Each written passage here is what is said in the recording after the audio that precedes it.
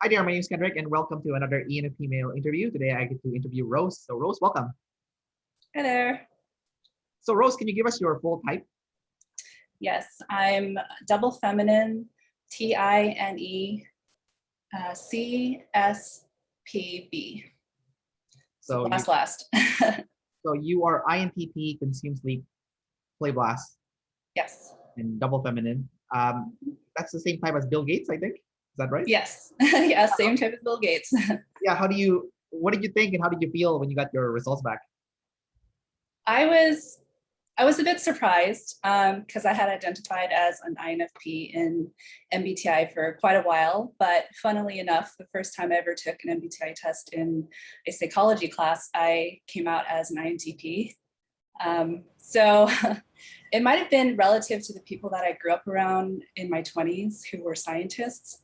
And I interpreted TI to be more like this logistic or logical, mathematical, scientific side of things instead of, personal reasons. So I like the way that Dave had recently described it as it's more the DI plus T. So whatever flavor of TI that looks like, it doesn't have to be necessarily someone who's mathematically or scientifically inclined. So yeah, for the longest time, I thought it was FI. So I wasn't too surprised, but I guess I somehow twisted my head. Oh, I'm just an FI that values logic or something like that. Yeah. Yeah, that's how it came out. It's interesting that you got INTP on your first ever, test that you filled out. It's kind of like the classic case of, when you do a multiple choice test, your first answer is usually correct and don't change it because right. yeah, so you kind of knew yourself and then you kind of second guess it later on. Um, Yeah, now definitely. now that you are this type, has that changed anything for you? Like knowing what your strengths or weaknesses are? Yeah, being demon or like FE last was surprising to me because I always felt that I was very feelery. I wasn't very cognizant of the vibe in the room, so I didn't quite relate to the accuracy, like put down the hammer of what's not accurately stated. I'm not that type of person. I might think it, but I won't like come out with it. But that might have to do with being feminine FE instead. I'm not willing to do that unless with close friends or loved ones. That might come out every so often. So I would say one of the biggest things I have to really process is demon FE, because I've always been aware of the tribe in that regard, but I can see now it's in a demon state. Oftentimes, I kind of shrink away from that. Gotcha. Let's go over your parts, starting with your masculine TI. So, how do you experience your masculine TI? I guess one way is I'm always thinking about thinking, very metacognitive. So the whole I think, therefore I am. I didn't realize how much I kind of have this dialogue internally where things have to make sense to me. First, I attributed that to be more values oriented, but like that coin is values directed decisions and all that. So for me, it has to make some kind of sense. And I noticed I actually say when I'm talking to someone, if they're saying something, I'm like, oh, makes sense. That's like a phrase that I only recently caught myself saying often. And I'm like, I think I am trying to make sense of what people are saying. So, and I found that a lot of the podcasts and audiobooks and things that I'm drawn to are predominantly by either standard INTPs or jumper INTPs. So I listen to Sam Harris a lot. So his, just the way that he stacks TI, it just makes so much sense to me and it resonates with me. For a while, I was like, oh, did he influence me? Is it like some kind of FI kind of thing that I just assimilated that? But it's like, no, I think I've always been drawn to that. Yeah. So it's definitely sense making is something that I'm drawn to. I can relate to what you said about being drawn to the kind of podcast or audiobook or resource material that is created by someone that has similar functions as you. Because I listened to Darren Brown's audiobook recently, Happy is what it's Okay. called, and it's super popular. And when I listened to it, I couldn't stand it. It was like we share no functions at all. Okay. So for me, I felt like I do not relate to anything he's saying. But I can see why David Chan would consider him an alpha, because he is NITI last, and that's what he was talking about in his audiobook instead of going all in his NF savior, right? So Mhm. so that's what I was like, okay, cool. That I can see why he's an alpha. I don't resonate, but I can see. So I Mhm. think I understand your perspective when you said, okay, yeah, I like to listen to other people that are INTPs, like you said. Right. Yeah. Or ENTPs. I listen to a lot of them. My my ex, I was with him for 14 years. I'm pretty sure he's an ENTP, and that's where I like really honed in on what NE looks like. So it was and he he still is a scientist. So it's like I always hung around him and his friends, and I always, even though I wasn't in those fields, I could still absorb what they were saying and understand it. And I've always been super fascinated by science. So lots of philosophical conversations. I'm realizing a lot of the things I thought was more NF that I like to talk about was probably a bit more NT in nature. So, Carl Sagan, I love listening to him, and Neil deGrasse Tyson, all those. And I'm like, oh, these guys are mostly NTs, so it makes sense. You mentioned your ex-boyfriend, the ENTP. Mhm. I'm curious, in a relationship with someone that is lead TI, what are you building in a relationship? Because for me, I have FI, right? So my Mhm. girlfriend is officially typed as an INTJ jumper. So we're both building on that FI in our Mhm. relationship. So what are you guys building in your relationship? Like the longer you are together, the more you get to know each other, right? And Right. Yeah. So yeah, I'm quite certain he's an ENTP now that I see, having gotten my type back. He has more of those observer issues compared to me with the IP issues. But the TI things, I guess, that we were building, maybe I should preface it with, we first met playing World of Warcraft. So that's like, very nerdy NT context. And a lot of our relationship and understanding of relationships was through like an RPG gaming context. So group makeups, when you're playing with other people to complete a quest or whatever, it's best to have like balanced attributes between the people.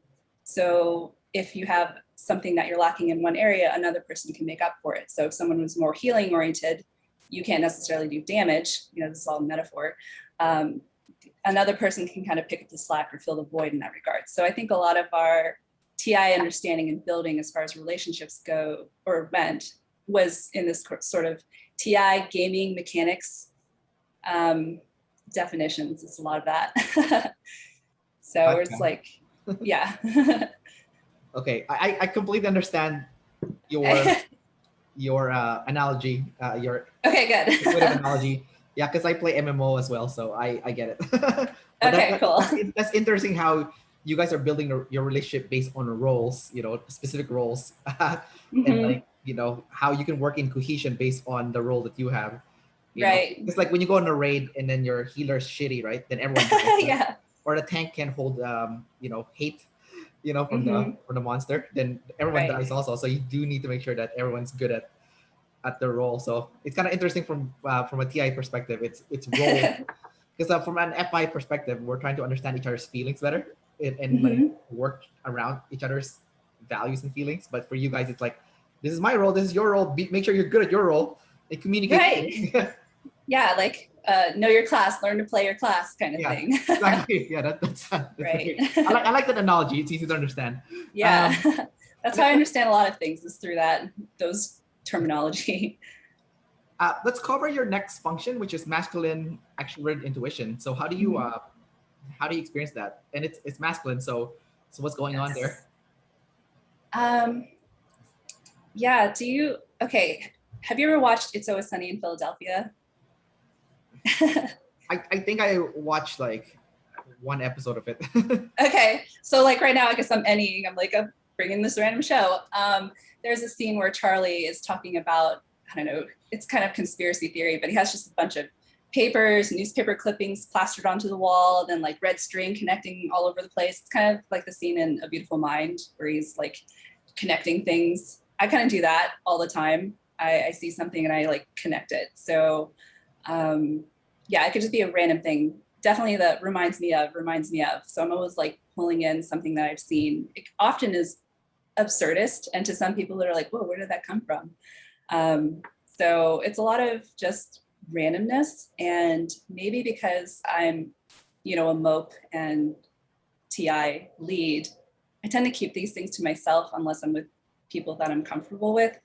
But if I just am self-amusing in that way, and that's why I always got confused about FI, and like I was resonating with FI a bit more because anecdotally it's described as self-amusing, but I think I do that quite often myself.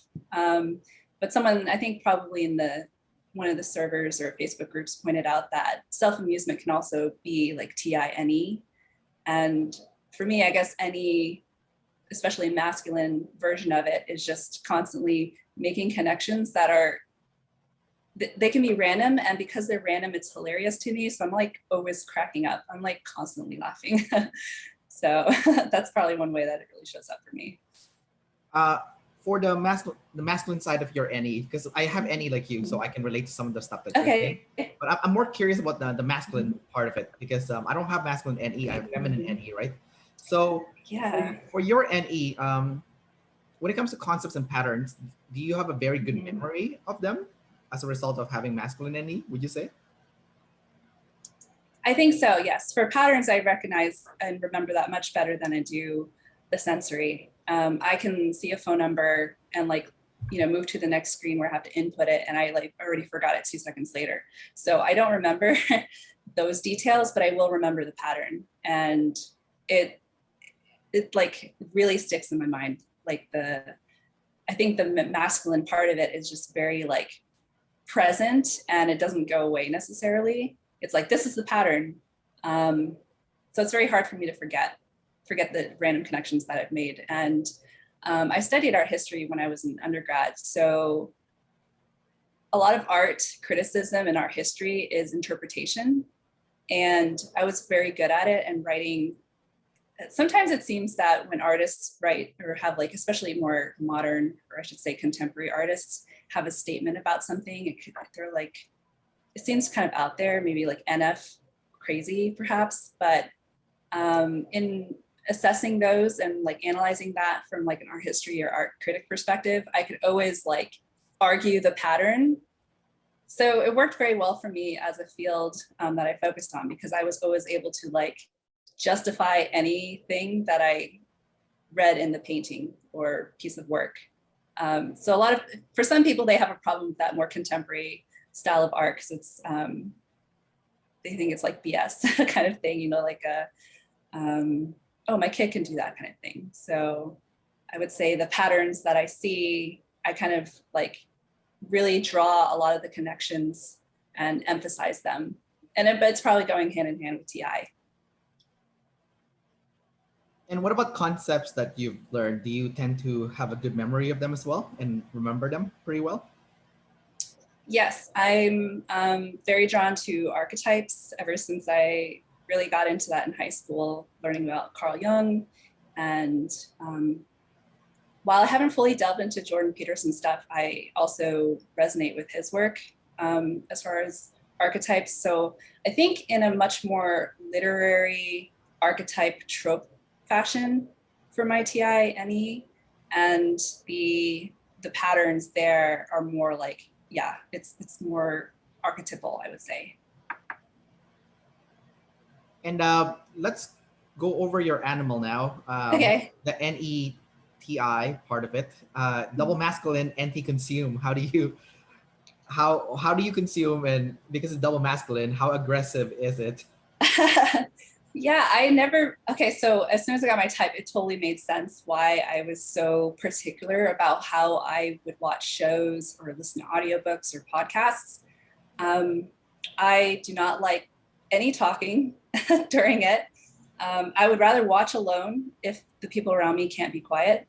So I know probably play people are quietly going mad while I'm preferring it to be quiet. And it's like, we can talk afterwards, but not during it. I need to absorb everything and hear all the nuance. And I remember seeing how much other people fast forward or have increased speed for audiobooks or videos. And I was like, why? You're missing all the nuance of like cadence and the pace of one's wording or just how they're saying things. So it's like, I have to preserve like how it was presented. And I do have that similarity to Bill Gates, where like if I start something, I feel very obligated to complete it. So if I start a show, I have to watch the entire thing. So that makes me very picky though. I'm not going to start something that I'm not going to commit to entirely. So What happens if you started something and it started out good, but then halfway it's like crap, and then like, well, how do you still finish it? Or because you have double mask and consume, and you said you always finish what you start. So how do you... Right. I find that rarely happens because I tend to vet it before I ever start. So if it's like an anime, I kind of have a sense of the scale based on like a site, my anime list, where they have, the rating of things, or IMDb. I have a sense of what my rating is compared to what the tribe puts for those sorts of things.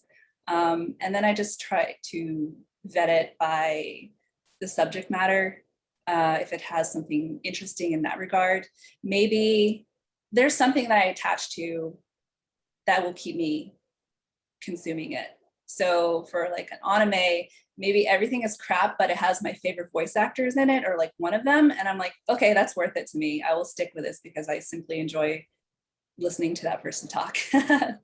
So I generally tend to finish mostly everything that I start. But I guess if I really was like ultimately not feeling it, I would like, okay, I would have to rationalize, I don't have enough time. There's so many other things on my to-do list or to watch list or to listen list. It's okay.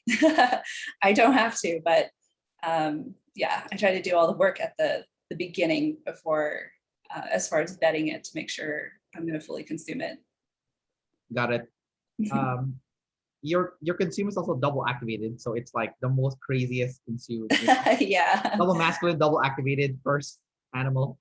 That's what I guess what I got from what you just said is that you'll find something you can enjoy or take out of this piece of content, even if you can't enjoy everything about it. You'll find something about it, regardless. Yes, I would say that's true. Yeah, I've kind of been unlucky lately. I've been consuming like a lot of bad books and audiobooks. I finished them, but I was like, I felt like my brain was rotting. Yeah. All right. So let's go over your second animal now, which is sleep.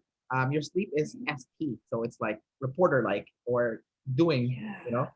From other people that I've interviewed with ST sleep, it seems like how you do something is very personal. Okay.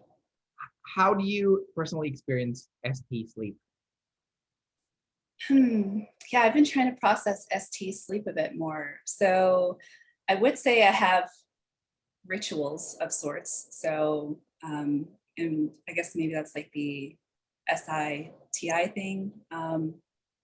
So, before going to bed, I have a certain skincare routine. Would you consider that like a ST sleep kind of thing, or is it more? Well, I do actually, because there was a ENTP that I interviewed, and he said it best to me, and he said, "I want a body that works." So he has a routine that will make sure that his body works at all times. So I see the skincare routine as a body that works because it's longevity and also for beauty, right? So it has a lot of benefits.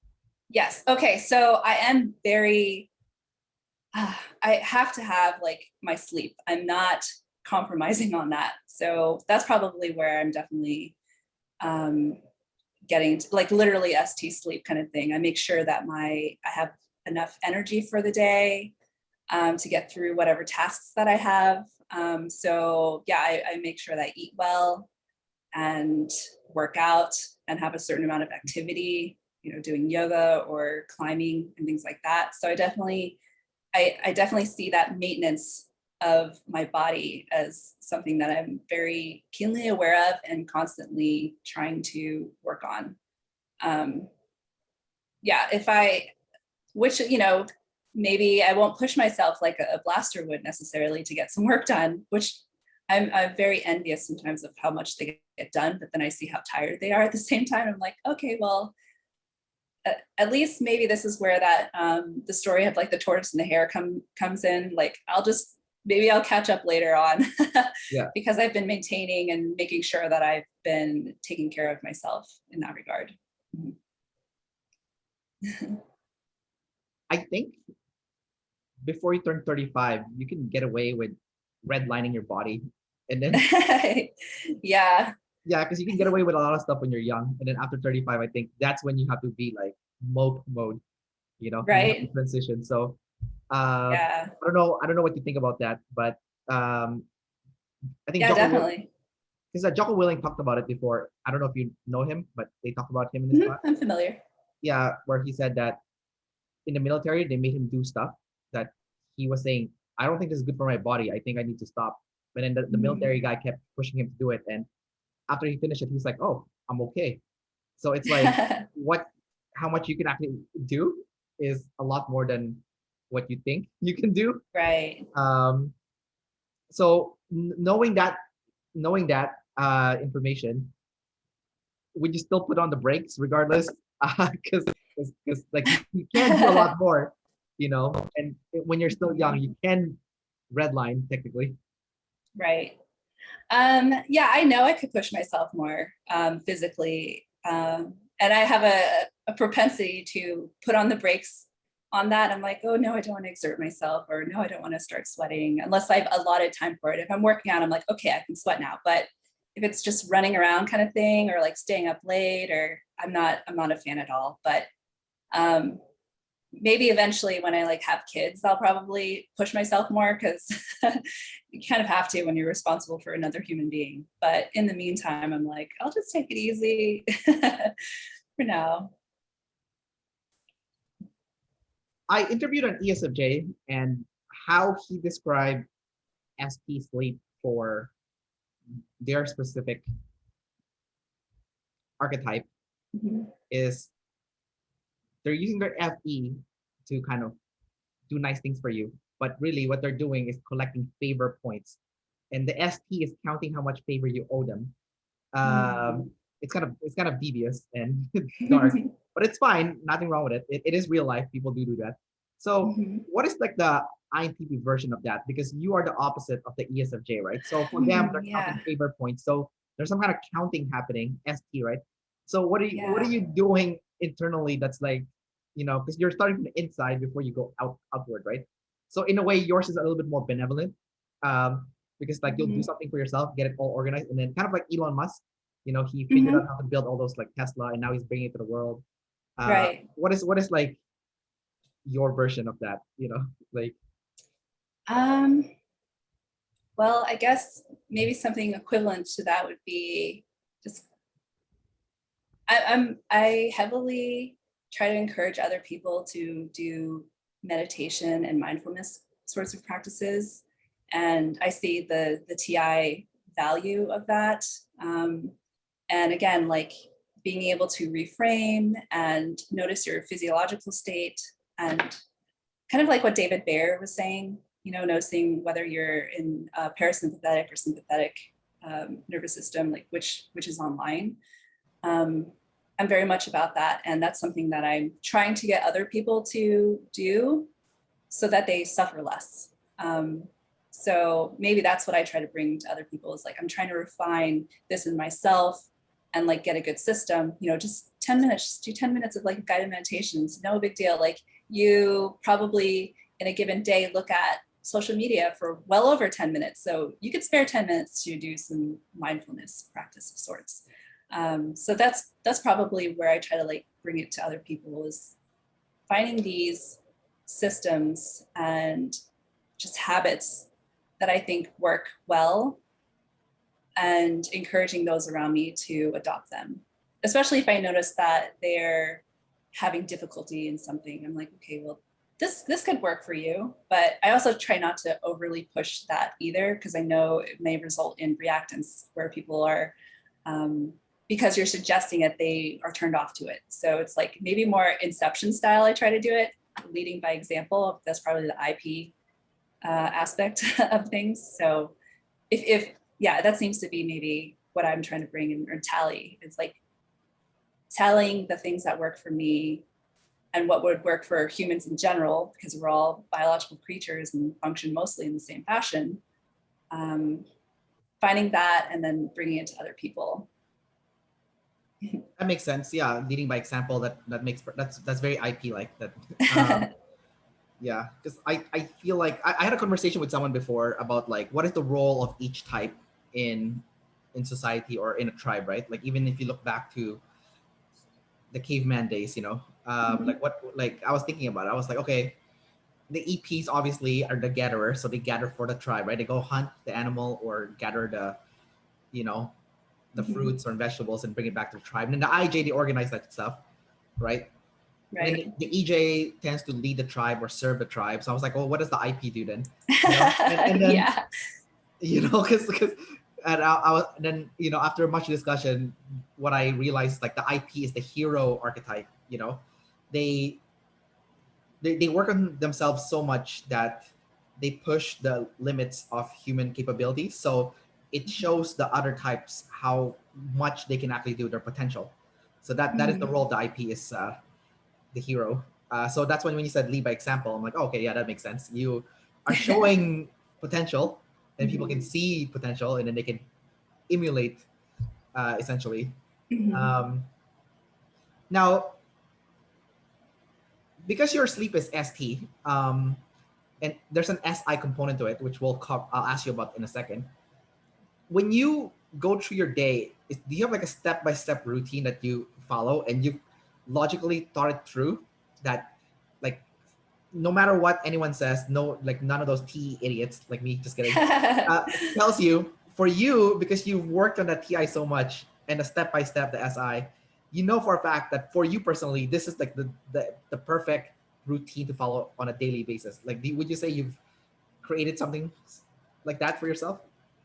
Yeah, I would say I probably do have, my routines, and my typing video that I submitted to Dave and Chen, most people saw like SI, like just so much SI, because the first question is about what's your week like, and I literally went through it. And it took me almost the whole video, but I was going off on these little side paths at the same time.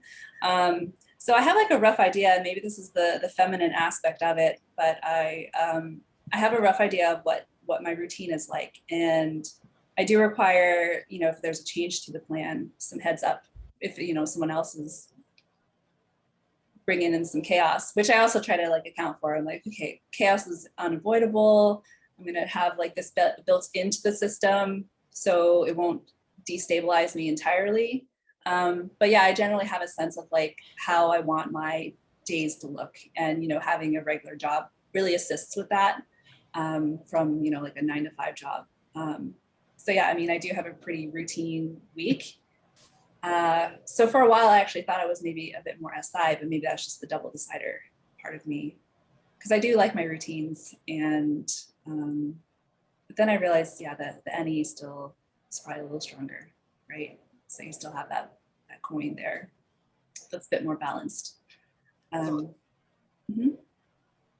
Based on what you said, there were some things that I found kind of ironic. You said that you are scheduling in chaos into your schedule, but you're technically chaotic. You're not you're not an IPIJ. You're an IP. Right. You're an IPEP. So because you are chaotic, and like, does that mean your chaos is not a big problem for you? Really, it's like, yeah, whatever, Yeah, I think probably because I was with my ex for 14 years, and he's like the real chaos bringer, Right. relatively speaking. Right. I had to fill that SI role a bit more. Otherwise, it would just be way too chaotic, I think. So probably because of that relationship is why I'm so attuned to routine a bit more, because I was forced into it for over a decade, basically.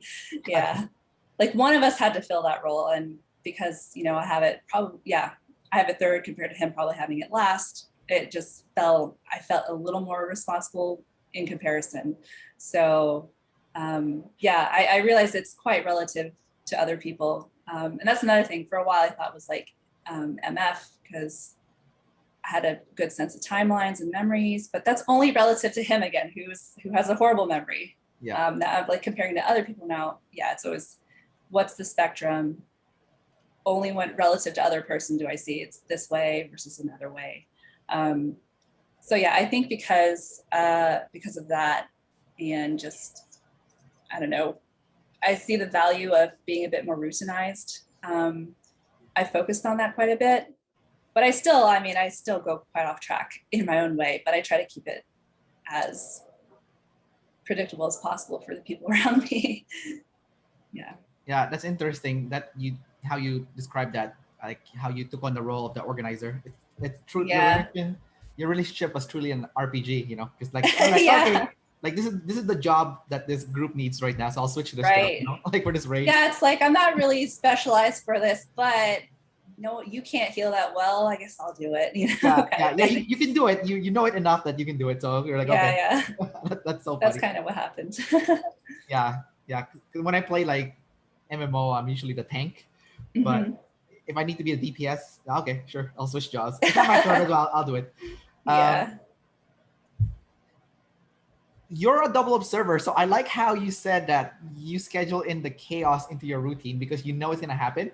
Because like someone that is an IJ would not schedule it in, and then that chaos will come and knock them off, and they'll just freak freak the fuck out, and they're done. Their day's over. Their day's ruined, right? But for you, you're like, oh, chaos part of life. It has to be part of the schedule, So Yes. talk about being a double observer, how you are balanced with chaos and control, chaos and control and organizing and gathering. Talk about like the balance with those two. Mhm. So I guess one very salient example would be, going on a trip and having to drive somewhere.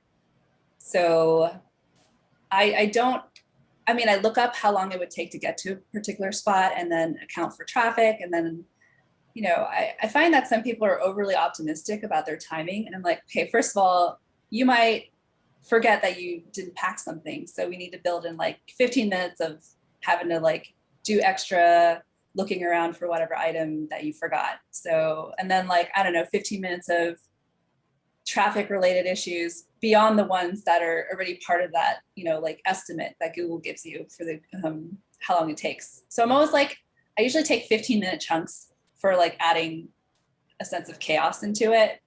And this might be also just a practice from my mom. She's maybe this is culturally her thing because she's German, and she might be some kind of IJ, but she's always, for her, being on time is 15 minutes early. So I kind of grew up with that mentality a lot.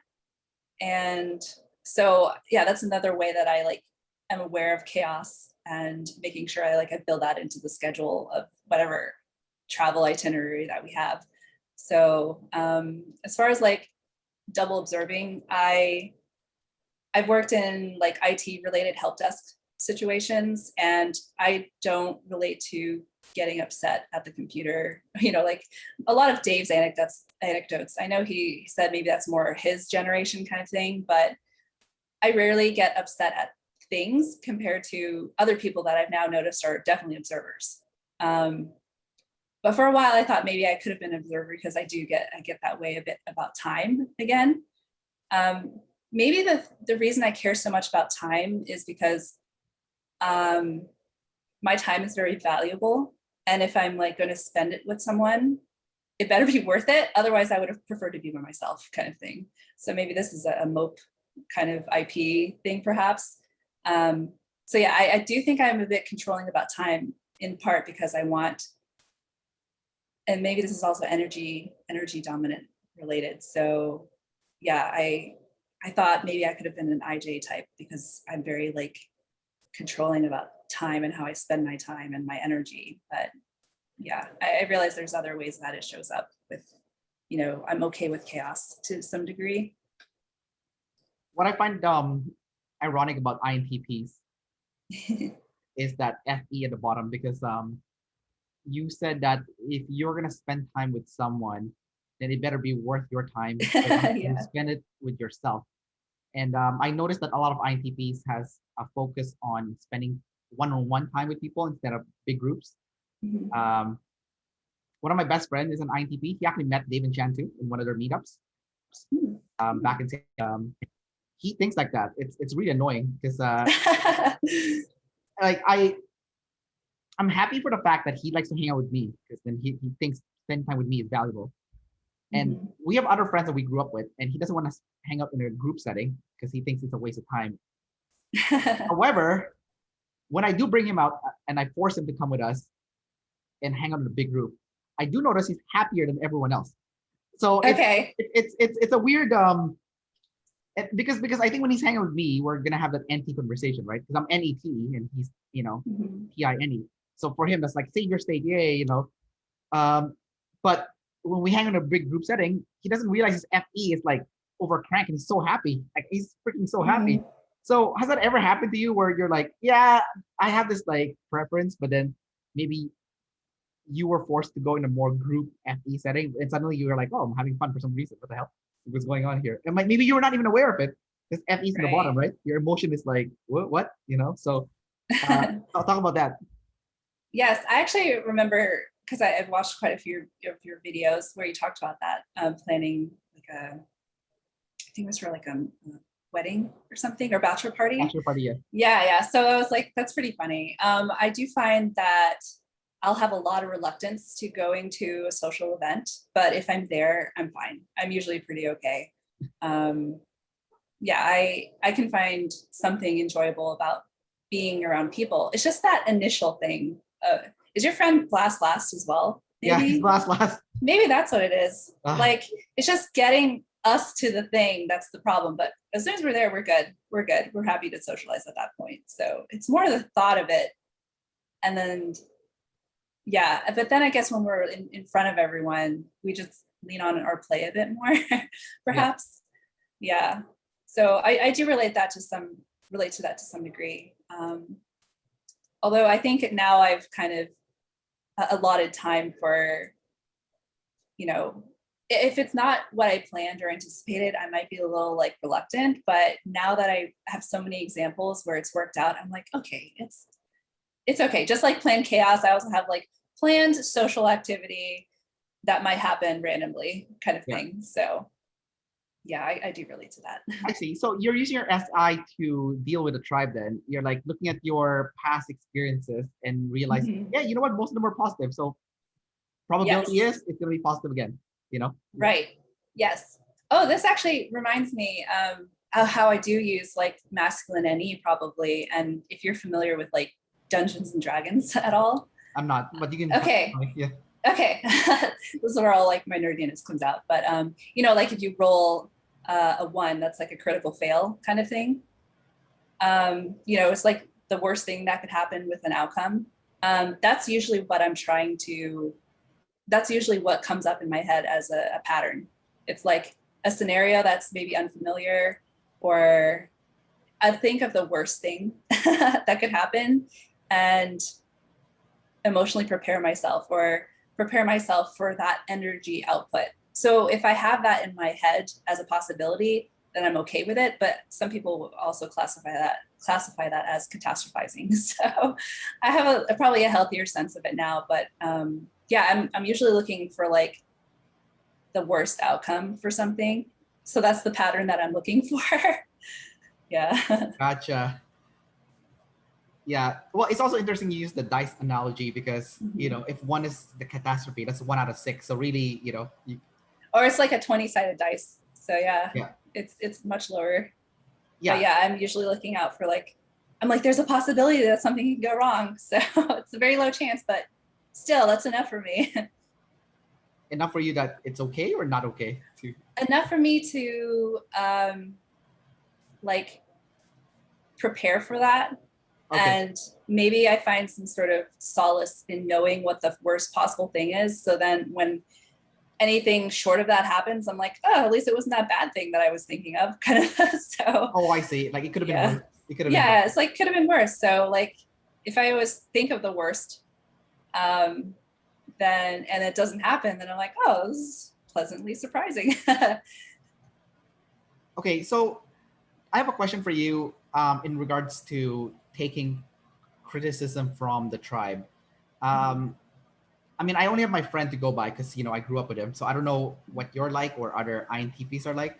But one of the things I noticed about my friend is that I can say the worst criticism to his face, and he would take it like a champ. Like I'm always so impressed how well he takes criticism. Like when I criticize him, like directly, he would just be like, "Ouch, that hurts," and then he'll be Mhm. like, "But he loves the truth. Like he loves the truth." So how would you react? How do you personally take in criticism? Like do you take it harshly, or do you prefer someone to take it the like strong truth? Like the how do you Right. how do you experience Mhm. that? So I do prefer the truth for sure, but this is where I thought I was a failure because I don't take criticism very well. Um, like I move to tears very easily. Um, I mean, I can try to, I'll hold it in, but my eyes are like welling up with tears or whatever. If someone's like not delivering it with like a very charitable way of putting it.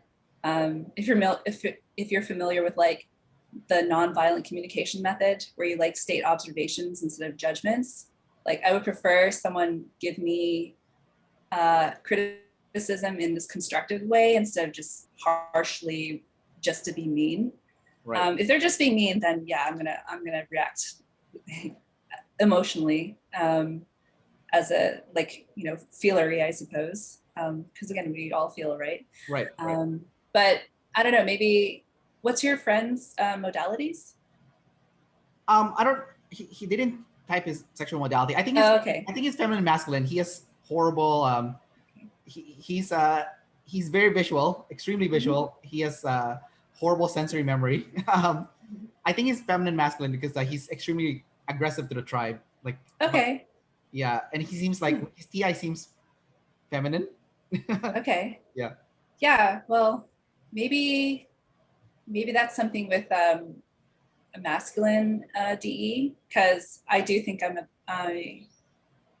I can take criticism, but I'm still going to have an emotional reaction as a human being. And maybe this is also by virtue of being a woman or raised as a girl and Right. having all those things. So, but I have been described by other people as stoic, as in like not expressing my emotions and like holding it, like holding it to myself a bit more.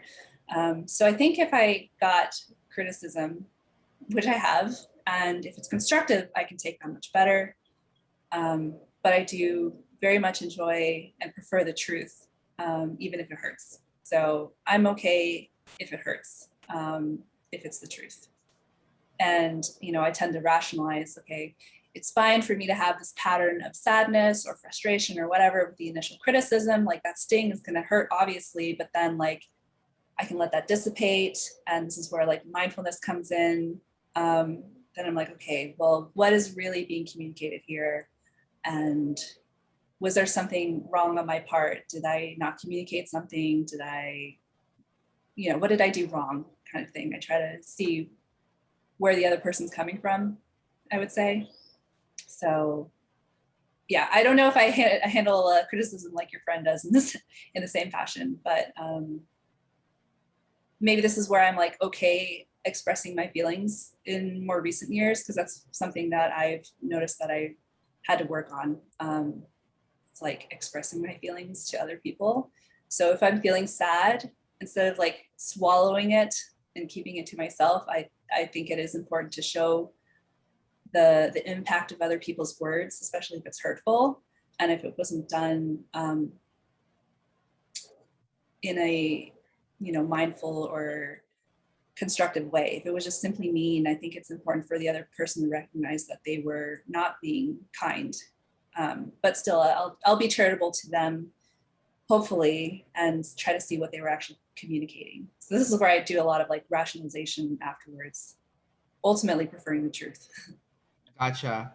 That explains a lot. Also, when you said that possibly the feminine FE is what causes you to cry easier than someone that has Mhm. masculine FE, because your feelings are feminine, so Mhm. it's more movable then in that sense.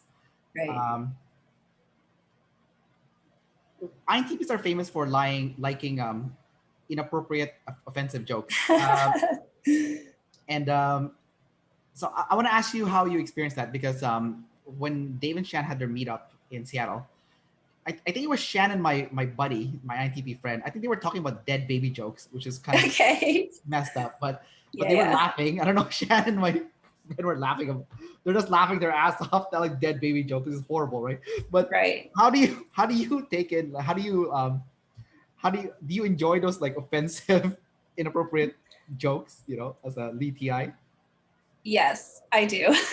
So I've always wondered this about myself. I'm like, why am I so okay with this really dark humor Yeah. and just horrible, horrible jokes? I was actually talking to Joey or Joseph about this in the community, and he noted like, oh, I can say anything to you. You'll be okay with it as far as like crass humor or whatever. So yeah, my dad, he was in the Army, and you know, the Army types have a way of talking.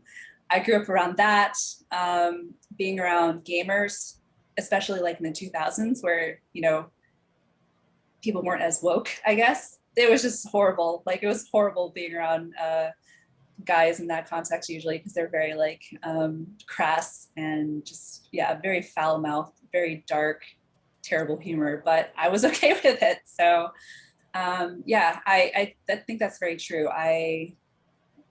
I'm a big fan of that stuff because I'm a big fan. I'm a big fan, but it's because this is something that I think it was, yeah, Sam Harris was talking to Ricky Gervais, the comedian, and noted the reason that we laugh at something that's wrong or horrible is because we know what's right. So you have like that sense of what's the correct action or what's the right action. Yeah, if you didn't have that sense, you wouldn't laugh as hard or find it as amusing. And I think for me, that's one way to like cope with the harsh reality, just, you know, of existence is there's humor in it, basically. So yeah, I don't mind it. I do, you know, if I'm around a certain company, especially if someone's a bit more FE, I try to be sensitive. I don't deliver it myself necessarily, but if I'm around other people, I might be like, oh, you know, this person's around, maybe you should tone it down, kind of thing. Right. Yeah, but I don't mind it. It's funny you mentioned that the 2000 gamers were more crass than present time gamers, because I did notice that. Like I am a 2000 gamer, and then I stopped playing for like 8 years. I came back and I'm like, why is everyone so easily triggered now? Like, yeah, I can't say anything anymore. Back then it was so offensive. You could say the worst thing. It was super offensive. Yeah. Yeah, and then people would stack the offensiveness on top of each other, right? Now it's just like you say one thing's like reported. I'm like, what? Like I got reported for saying this small thing. Like holy crap, you know? Yeah. So yeah, definitely I see how times have changed. Let's talk about your SI. Your SI is feminine. So talk about you know, do you do the step-by-step thing or no? And obviously you already talked about your memory being bad.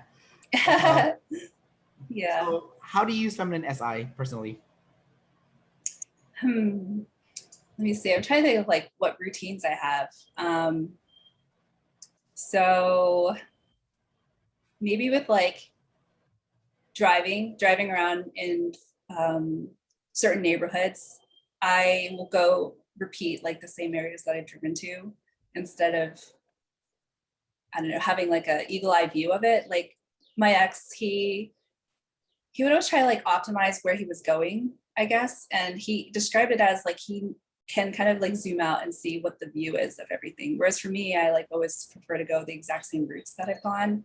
Like if I'm wandering around in a city, I will kind of backtrack instead of like visualizing in my head how to get to a particular spot. I'm like, okay, it might take longer then because I'm backtracking, right? I'm like, okay, there's a familiar landmark.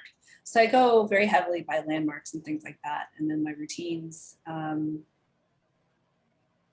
yeah, it's the feminine aspect. I thought it was actually masculine, but yeah, seeing now at scale, I don't remember sensory details. Like usually when I'm telling a story or like trying to give some background on like, I don't know, some scientific concept, I'm like, I actually don't remember the details, but you know, here are the patterns. And then like, just hand wave the details. So you understand what I'm saying, basically.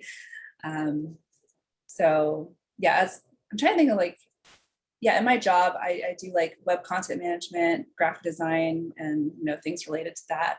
I have my SI structures and procedures for that. Like I remember exactly what folders to navigate to get to like a particular file. But I'm just like clicking around very quickly. I'm like, okay, it's this folder, like numerous nested folders. I know how to get to it. And again, that's like similar to that backtracking or walking around in the city. It's the same thing. It's like having that. And this is where I thought it was like that timeline masculine SI type thing, but I'm not sure. Yeah, I don't have the, I don't remember the details very well, the facts usually. Yeah, numbers I'm horrible with. I have to count on my fingers if I'm doing simple arithmetic, Right. Yeah. Let's go back to your FE. As an IP, your biggest fear is the tribe. Talk about fear of tribe hate. Yeah. Yeah, this is where I would say I try to stay in my lane and not stir the pot, so to speak, in any sort of group setting, or like in online communities. I always thought I was pretty aware of what the tribe thinks, but I see now it's probably in a demon state because I would rather like not be responsible for it, but still I'm like afraid. So I ran a Tumblr blog for a while, and I was always afraid of turning on the anonymous like inbox feature where people can message you anonymously. I didn't want that because I was like, I don't know, someone might say something really horrible and I just don't want that to be open. So if anyone did message me, it would have to be with their like username or whatever. So this is where like I'm afraid of the tribe, and I'm afraid of like criticism or what have you. I remember I went to like a birthday gathering recently, and there were like teenagers there, and I was like, oh God, I hope they don't think I'm weird or like uncool. So I was just like staying really far away from them, which might have made me even more strange, possibly. Yeah. Yeah. So I was just like, I'm not going to interact with them because, like, I don't know. One of my friends is like, oh, can you go around and get the like water glasses from them? And I'm like, I don't know. I don't want to like go in there. Like, I don't know. I think teenagers are harsh sometimes. Yeah. So I'm afraid of tribe hate, yeah. Or like just tribe criticism of any kind. Definitely. Well, I see that you're scared of people too, because like you didn't want to go to the room, right? And yeah. IPs and EJs are scared of people. Yeah. Yeah. Because for me, I'm like, oh yeah, I like teenagers. I work well with them, but yeah, sure. Yeah. Okay. How do you experience NF play? So your play is NE and FE, right? And NF is correlated with purpose, meaning, what's the point? So because it's in a play version of it, your version of play is NF. Do you like to ping off the tribe when it comes to like purpose, meaning? Do you like to know, hey, what are you up to? What's your plan? What's your, what are you working on? What's your passion? Like, do you like to have those kind of conversations with people? Yes, I am very interested in like what animates someone as far as like what's their calling and what gives them a sense of purpose. Like those are my favorite kinds of conversations to have with people, is like, why you're doing what you're doing. Like, why are you in the career that you're in? Do you enjoy what you're doing?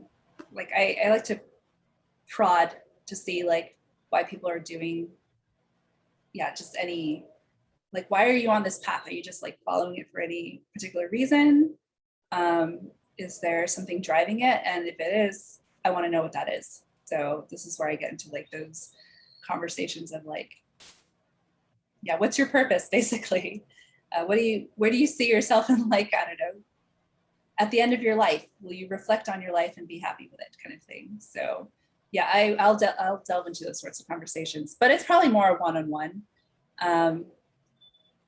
less in a group setting, because I'm just like last, not going to talk unless someone starts getting me to talk. I am very interested in like learning about what is like authentically driving someone to do whatever they're up to. Gotcha. Your last animal is blast last. So there's many different parts to that blast last. So let's start with a basic one. Do you have trouble getting started doing things as a result of class? Yes, yes, definitely. I would rather endlessly research. I would, yeah, like, oh, just another video or just another episode kind of thing. Or like another book. I just needed a bit more information. So I definitely relate to a lot of what Shan says about, you know, I have to get it perfect. So I need to get all the information, but you're never going to get that. And I think it was one of the Blast videos where, you know, you have this canyon and then there's like this bridge. You're never going to fill that canyon up enough to cross it. So, you know, just start. One of my friends, he said, like, if, you know, if I'm really stuck on something or I'm not willing to like get started on it, just start doing it for a minute or 5 minutes. And I think this is where Dana Chan say, like, lay out your tools. I'm just laying out my tools.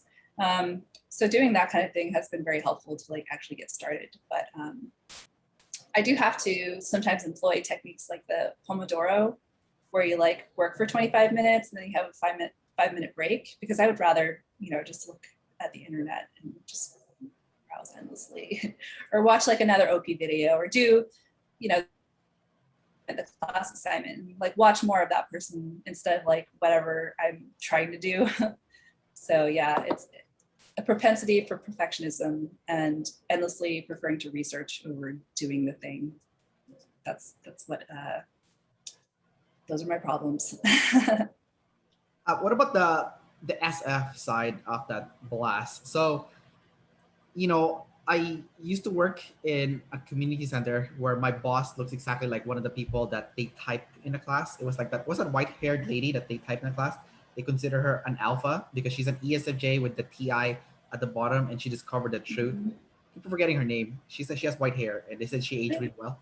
Was it Katie Byron? Yeah, Katie Byron Katie, yeah, that one. Oh yeah, that's what it is. Yeah, Byron Katie, yeah, you got it. So so yeah, my boss looks exactly like her, like okay. spitting image, and she was so annoying when I used to work for her because she would always tell me how I should behave. You know, she's like, you need to dress like this, you need to behave like this. If I'm saying this to you, you need to nod your head, even if you don't agree with me, just nod your head. That's what she would say to me, you know. And like, so she's trying to control my behavior, my FE, right? Okay. But so that's like the bad side of it. The good side of it is like someone goes up to you, like, hey, you know, drink this coffee, it'll make you feel better, or you know, have a seat on this couch, is couch comfortable, or you know. So there is definitely, you know, for every animal, there's a good and bad side to it, right? And even my buddy, my INTP friend, I noticed that he's starting to learn how to use his SF sleep glass, because like one time I stayed over in his house, he doesn't turn on the heater in the middle of the winter, so his place is permanently freezing cold. And I had to bring my own heater there because it's so cold. And he saw me like putting my hand on the heater, and he's like, "That looks wrong. Here, drink this tea." You know, so he's like doing SF to me. You know, drink this tea. Right? So, have you worked on SF blast? Like, you know, like making someone feel better, feel more comfortable. You know. Yeah. Okay. So what you were saying about your boss, okay, this is the negative side of things. This is where I do feel like control blasty with like, you know, like a partner or someone that I'm close to or a friend, where I'm very concerned about etiquette, you know, like chew with your mouth closed and like don't lick your plate and stuff like that. So I definitely get very controlly, blasty SF when it comes to like food etiquette. Maybe also I have like misophonia, like sounds bother me, so I'm like very aware of that. So yeah, I think I am trying to enforce what's proper SF in that regard. But as far as like the more positive attributes, yeah, I definitely like to curate the environment. So like lighting and temperature, and yeah, I do find myself doing those things a lot. And maybe this is a result of like I studied art, so that has like a lot of SF component to it, and I follow a lot of like fashion related things and a lot of SF things probably in the past decade.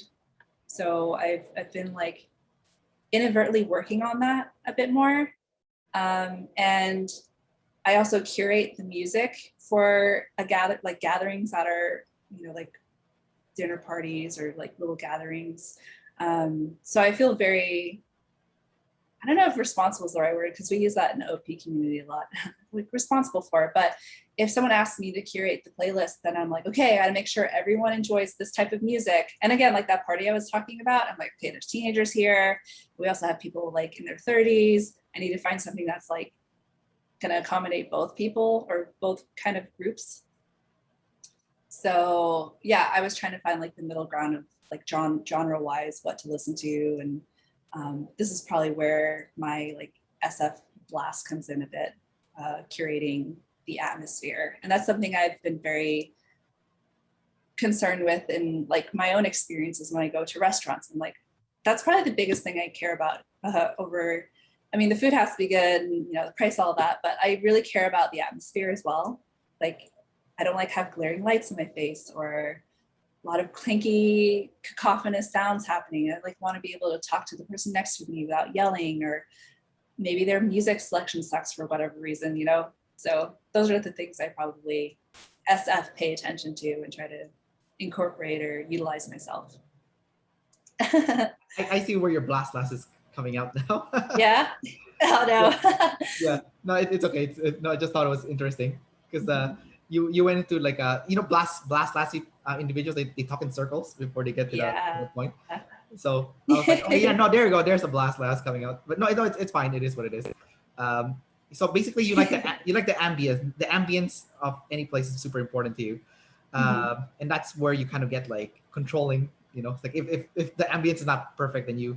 But the weird thing though is that your blast is double feminine, so it wouldn't feel controlling. It would feel more like a nudge. You know. So how do you? Yeah. How would you say? Like, would you say you're more like nudging people? You're not really controlling people? Yeah, I should clarify. It's not actually controlling. Like most people would never use that word to, whenever I'm like, oh, I'm sorry, I'm being like pushy, and they're like, gross, that's like the last adjective we would use for you. So right. Yeah, it's probably more nudging. But again, with like someone I'm super close to, I probably am more willing to show and be shovey about it. But Gotcha. as a whole, it probably is more nudging. Yeah. Gotcha. I like how you talked about like the ambience of the room and stuff and whatnot. Would you say that's directly correlated to you being a tester and visual? So, you kind of talk about the visual part and you like art and whatnot. But what about the tester side of things? Like, how do you experience that? Yes. So I do. I guess my understanding of like testers trial and error kind of thing sometimes, or just like seeing how it plays out if you just hop into the environment and like just see how it feels kind of thing. Is that how you would like describe it maybe? Okay, so David Chan uses the word tester as someone that's more experimental. But the one thing that always bugs me about that definition is that it doesn't match the other categories, because visual is your eyes, auditory is your ear, right? Kinesthetic is your touch. Well, the only sense missing now is your smell. So I'm like, where did the smell go? Is tester really smell? So that's an avenue I want to explore. So let's go with the definition that David Chan kind of defined it as, which is experimental. But then also talk about smell afterwards, if that has any correlation to how you experience it. So let's see. So yeah, I do find myself like if I were doing interior decoration, it would be harder for me to like visualize how I want it to be laid out versus just like moving things around and like looking at it like, okay, no, that doesn't look right, and then I'll move it somewhere else. So that's probably where that like experimental aspect comes through, is I have to like in real time move the things around or play with it or test it, I guess, to really get a sense of whether I like it or not, or whatever I'm going for. So I think we were talking about in some other like context, probably like a Discord chat or something, about like what tester is. And we were talking about like coding, like doing programming. And for me, like that's the way that I code is probably in a tester style. Like I can't write code from scratch, really. I'm just like moving things. I'm like, does this work? No. Does this work? No. So that's kind of like how I code. I don't like really conceptually do it before. I'm just like moving things around, basically, taking other other people's pieces of code and like seeing if that works. Or so that's probably like where that tester aspect comes through. As far as like smells go, yeah, I didn't recognize myself as having like a good sense of smell, but I think I do. You know, maybe this is like where, you know, like when they talk about saviors, you don't notice if you're tall, you don't think about it really. You're like, this is just what I am, right? So, yeah, one of my friends was asking like about how their room smells. I'm like, I think it smells like a dog, which, you know, there was a dog under the bed. So of course it's gonna smell like that. And after I had mentioned that, that's all he could smell, but like, he didn't notice it beforehand. And I understand like sometimes people, if they're in that environment, they'll always be aware of it. Or because they're always around it, it kind of like just fades into the background. But I have like 3 cats in my house and I'm always very concerned about how it smells. Because, you know, typically when you go into a house and there's 3 cats, you like definitely smell the litter box. So I'm very on top of like litter box duties and making sure like the way that it's set up minimizes smell, because I am probably sensitive to that. And I love candles. Like I always have scented candles and things like that, essential oils. Yeah, and I think going back to the ambience, if an environment wasn't particularly good smelling, I would really be bothered by that, I would say. Yeah. I did notice that with people with the tester modality is you guys love candles. So I was like, what? What? Because like that's something I never see a double masculine person or a masculine feminine that care about Yeah. candles. You know, I actually hate candles. You know, so I'm like, my girlfriend always brings candles. I'm like, what's a candle for? You know, so I do notice that it's specifically like you guys that have tester modality that love that candle stuff. You know, in the scent and whatnot. I want to move though to you being so your specific type is consume, sleep, play, blast, which is very different from someone that's consume, play, sleep, blast. Um, According to David Chan, your type is actually better spoken than the consume, play, sleep, blast, because for them it's like a shit mess that just like of unprocessed stuff. So when they talk, it's like, what the hell are you saying? You know, it's like, but for you guys with consume, sleep, you pre-process the information enough that they call it like canned line, like you kind of rehearse in your head what you're gonna say. Yes. So talk about like that rehearsing of what you're gonna say, or you know, to someone that because you've thought about it so many times that you Right. rehearsed it essentially. Yeah. So I guess this is like when, you know, if I'm showering, I'll have like simulated conversations in my head. And then maybe this is where like my SI, like being demon, is apparent. But having watched your videos, I know you open up with like, how did you feel? You know, what's your type? How did you feel about it? Like learning the results. Like I was thinking about that. I'm like, how would I answer that kind of thing? But I still like was winging it a little bit. I had a sense of what I was going to say, but I didn't like write it down or like rehearse it like specifically, but I still like knew what I wanted to say generally.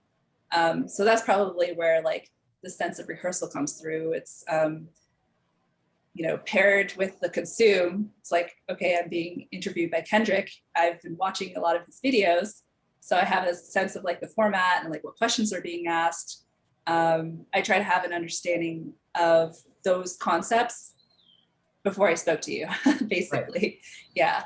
And same for like job interviews. I will heavily try to find out who is interviewing me and then like stalk them on LinkedIn or whatever. Yeah. Maybe try to find if they have blog posts or whatever. Like I'll try to research them, and then this is where that rehearsal also comes in. I try to have like a sense of what I'm going to say, but maybe with the blast doesn't come out very well, but at least like I had an idea. I had an idea. It didn't come out of nowhere necessarily. Right. Yeah. Yeah. So you guys are definitely like an upgrade to the consume, play, sleep, blast. Yeah, exactly. All right. Can you share any experience that you have when it comes to like a big tribe hate tidal wave that you've had, like even as a kid, maybe, you know? Tribe hate. Yeah, I guess that's oftentimes it's like the IPs don't even realize their tidal wave is happening, right? I can give you a few examples. So Mhm. I'll give you two examples. So one of them is I have a friend who's an ISTP. He looks exactly like one of the person I interviewed. And when I was in grade 9, the whole grade came after him to beat him up because everyone hated him. So for him, the tribe hate is super apparent, you know. And one of the tribe hate that IPs tend to get is they get abandoned, right? So many times my Okay. friend, we've kind of like put him on timeout where we don't hang out with him for a year because he's being a douche, you know. So another example of tribe hate, I used to last year I was working in a kids baseball camp, and there was an INTP kid there that is such a whiner, like such a like you know, if he doesn't want to do anything, he starts whining about it, right? You know. And then one day he goes up to his dad and he goes, "Hey dad, I have a friend." And his dad's like, "Oh, you have a friend? That's a first." You know. And I'm like, "Oh my god, that's so mean," you know. Yeah. And so in both cases they're getting tribe hate. You know, one guy has trouble making friends while the other guy, he has friends but he gets put on timeout or people try to beat him up. So how do you experience like has that ever happened to you, any like tribe hate, you know, even as a kid maybe? Yeah. I mean, like the big example that comes to mind is with my ex. Like we're still best friends, but like after being together for like over a decade, I guess this is where like we didn't directly communicate, you know, how we still felt about each other, but you know, basically he didn't have a certain type of love for me anymore. So that seemed to come out of nowhere. Uh, Although I think if I really thought about it, I would have like recognized that, I think. So maybe that's one example of like sort of tribe hate of sorts, where my understanding of my position in his life changed and it didn't like show up on my radar that much. Also because I had probably not been paying attention or wanting to pay attention.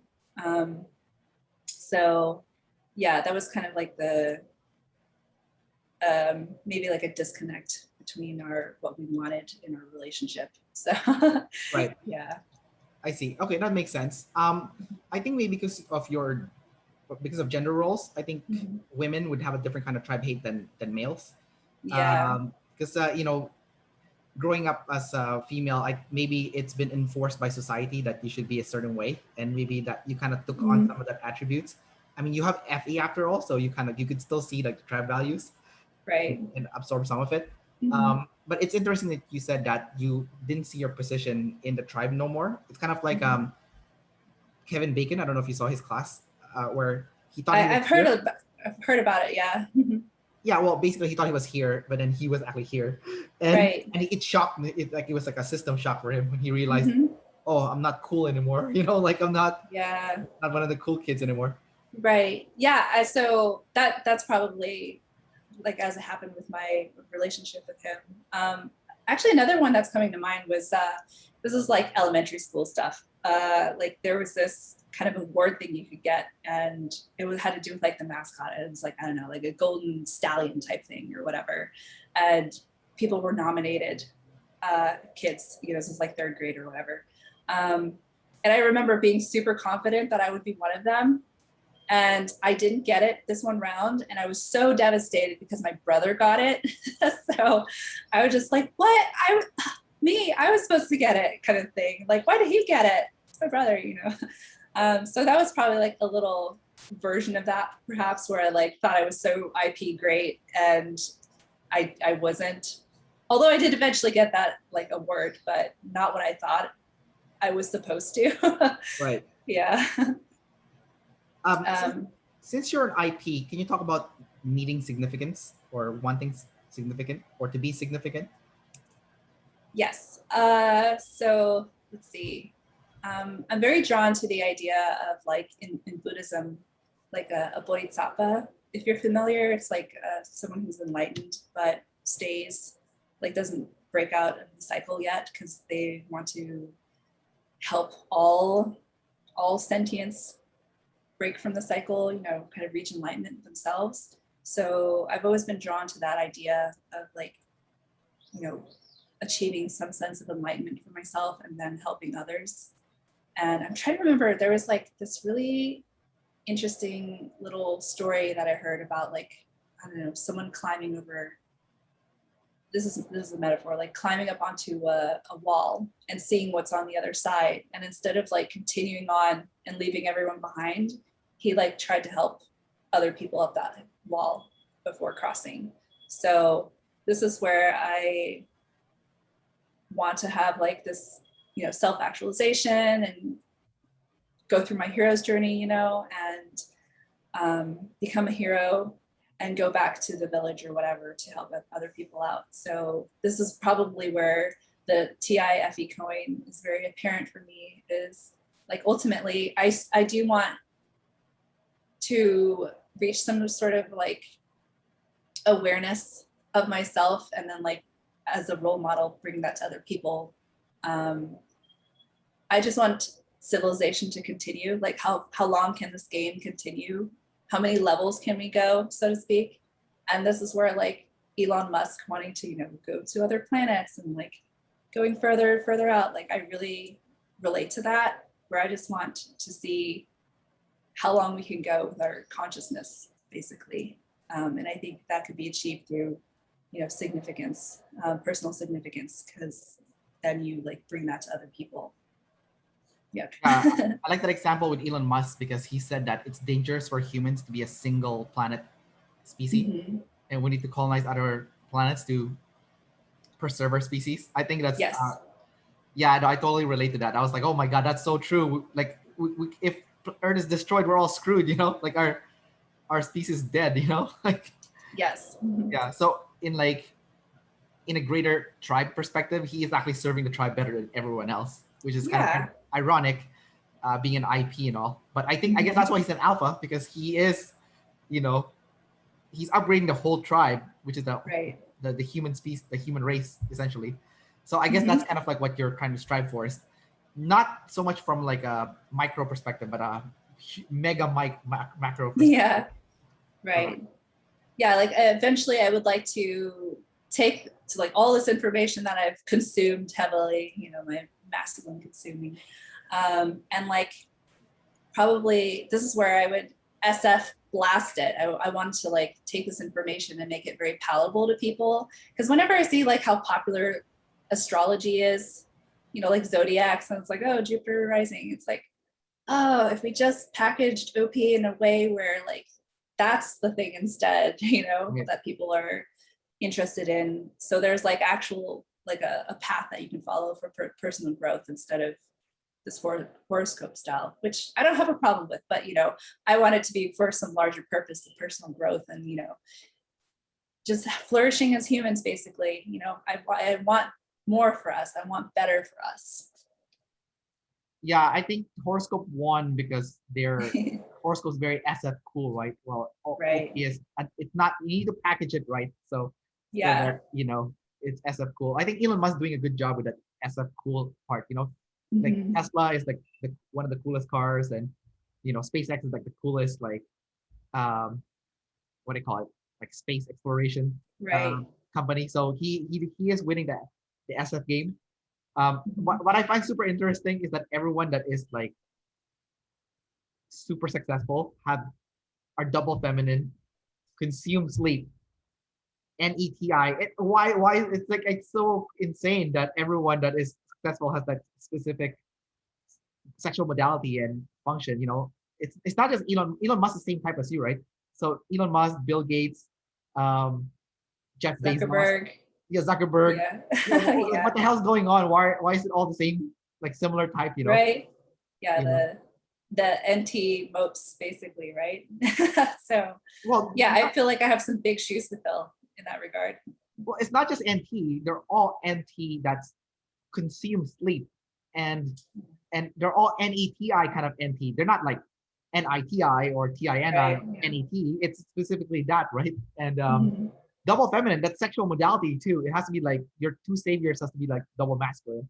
You know, it seems like consume sleep is like mandatory, but like what goes after seems to be a little bit different, because Jeff Bezos and Zuckerberg are play last, right? So a little bit different from Elon Musk and Bill Gates, Right. who are energy dominant. So that part's interchangeable. That's okay. So I thought it was fun. Yeah, sometimes I'm a little envious of like the play last because like at least I have blast third and they can speak. So I'm like, yeah, but at least I can like, I don't know, have playful conversation with people. Maybe that's what breaks through ultimately, depending on whatever I do with my future. Well, you would be more goofy than being an energy dominant. Yeah. So as a result, you're more fun. Like, you know, Mhm. Elon Musk is doing those weird dances, right? That he does Yeah. on stage. That's really awkward. But like, Mhm. it's him. It's like if you read a comment, they say things like, "That's exactly how I envision him to dance." You know, like Yeah, yeah. you know. All right, Rose, I have two last questions for you, and we'll wrap up the interview. Sure. So first one is talk about being an energy dominant person. You know, like you preserve your energy first, and then you expend it. So how do you like? What do you do? Yes. What are you doing? I definitely preserve my energy. I'm like always aware of like my battery, and I try to schedule things accordingly, knowing how much energy it would take. So if I like to go to live shows for like music things, which I couldn't really do during COVID, but now that's like things are opening up again. I know if I go to one of those, I'll be dancing for like 5 hours, and then the next day I need to rest. So I like try to schedule breaks for myself accordingly, and I do that for almost everything. If I know that I'm gonna have like after this conversation, talking for like over an hour, I'm gonna have to just take it easy because I definitely feel the drain, from having to be on for like over an hour. When I was doing like client trainings, having to like teach people for 2 hours as blast last, especially, I'm like, oh my God, I can feel my brain just cramping up and aching. So I'm very cognizant of like, planning ahead as far as like, okay, I know I'm going to do this thing and it's going to be this draining. So I'm going to have this amount of rest afterwards to recover. So this is probably where I maybe do a bit more double observing. And this is where I do like the ST sleep thing, doing maintenance, knowing that I'm going to be worn out after I do something. But I definitely try to keep, I think the example that Dave and Chan use quite often for like energy dom versus info dom is like, if you're having a conversation and you're about to leave, or you're like trying to leave, I'm always aware of like someone trying to leave. I'm like, okay, you're keeping this person, like someone's waiting for them, or like instead of stop talking, like you'll eventually get the information out, but it'll never end if you just keep going, basically. So I'm always aware of that kind of thing. Not just for myself, but for other people. I'm also like trying to help other people preserve their energy, especially if they're like going on and on about something. It's always like waiting at the door, like before you leave a party. Like people are just like, keep talking and keep talking, keep talking. Yeah. Trying to remember, did you ask something else? Is it more energy dom? Well, there's an aspect of energy dominant I'm curious about though. Mm-hmm. So I interviewed another INTP. I think it's Melanie, and Oh yeah. she's sleep last. So we talked about like ST sleep is taking care of your body, right? So I was Mm-hmm. using the analogy of taking your body to the shop to get like maintenance done, right? Yeah, yeah. So Uh-huh. do you do that as an energy dominant? Do you like um, see the doctor on a regular basis, the dentist, massage therapist, physiotherapist? Like, do you go to all those specialists, make sure that your vessel is essentially getting repaired and tip top Mm-hmm. shape?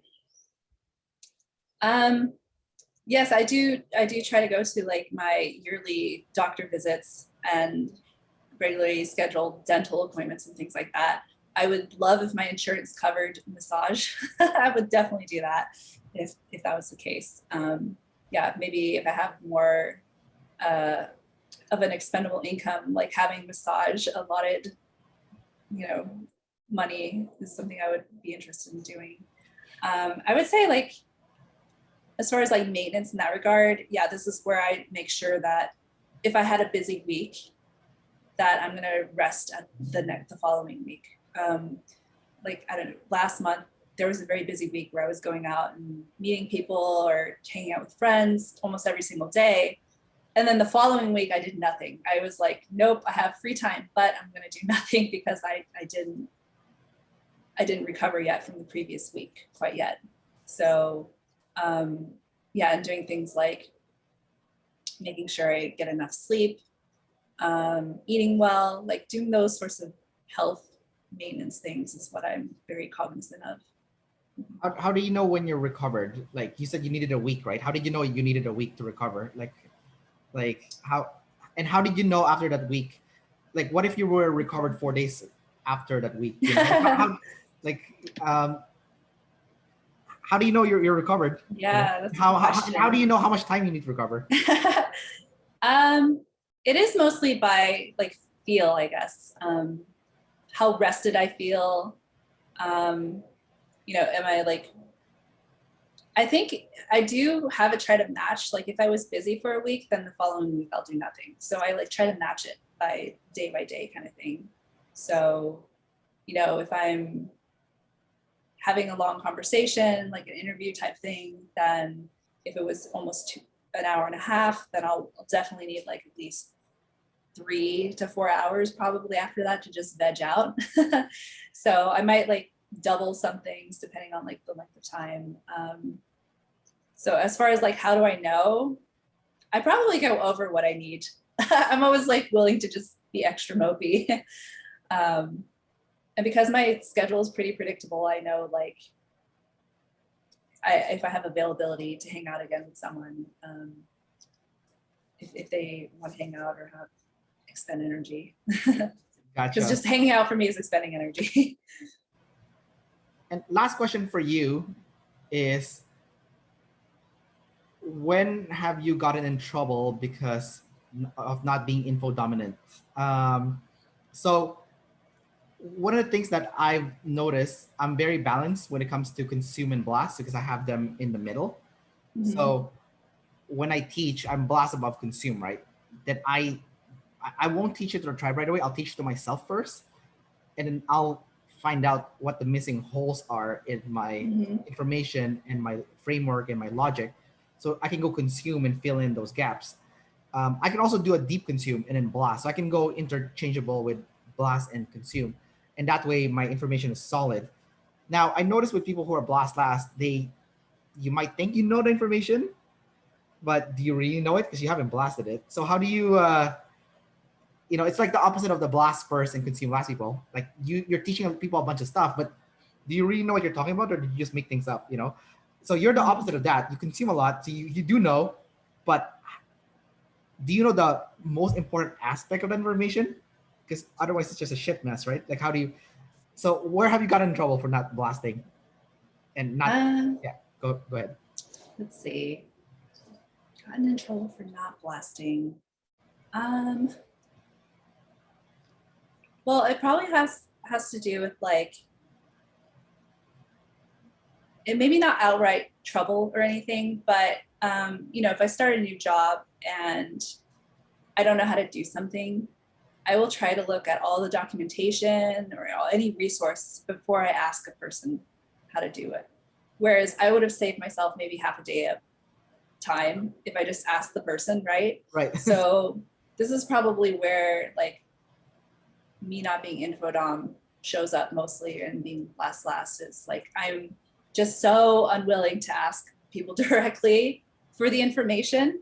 I would rather like try to figure it out on my own. And the trouble part is I'm like wasting time, right? Right. Maybe if a supervisor knew that, although sometimes like, yeah, if they knew that, then it's like, oh, well, you could have saved this amount of time if you just directly asked the person or whatever. But this is maybe where like my, I don't know, FE comes in, where I'm like, okay, developers and programmers really hate being bothered. So I'm like gonna really not, having that in my head. I'm like, okay, I can't ask them because they hate being asked questions, but I'm like wasting time trying to figure this out on my own kind of thing. So that's probably where it shows up as like trouble for me, is right. Just this unwillingness to ask questions directly. Yeah. But I think I've as a result of like working in like more tech oriented areas, like working the help desk, I do try to make sure, whenever you have an issue, it's like, okay, these are the things I tried. These are the steps that I did. So I try to be very info dom in that regard, because I know like when I get vague messages from clients, they're like, this thing is broken. I'm like, what's broken? It's like, I don't want to be that person. So in that situation, I try to give as much information as I can, but I know I'm probably missing it in other areas just because I don't have practice in it. But I do for like tech support tickets. I know I have to give as much information as possible if I don't want my time wasted and their time wasted. That's interesting how blasting could have saved you half the day. So you wasted more energy not using play. Yeah. Interesting. So I guess the lesson here is find a high play coworker to bug. Yes. Yeah. Yes. That's like the best way to save energy is to find, like, right when you get a new job, identify who's high play right away, and then like go to them, because for them you're not bothering them, they love it. Right. Yeah. Exactly. So I think I kind of like unconsciously would do that kind of thing as well. But most like developers, or at least the ones that I've worked with, they are not high play. They're like, man. leave me alone. Yeah. Yeah. All right, Rose, thanks for coming out and doing this interview. I learned a lot from your experience being an INTP, and specifically your type. So take care and enjoy the rest of your evening. And I guess you earn your veg time now. Yes. All right. Thanks so much, Kendrick. Appreciate it. Bye-bye.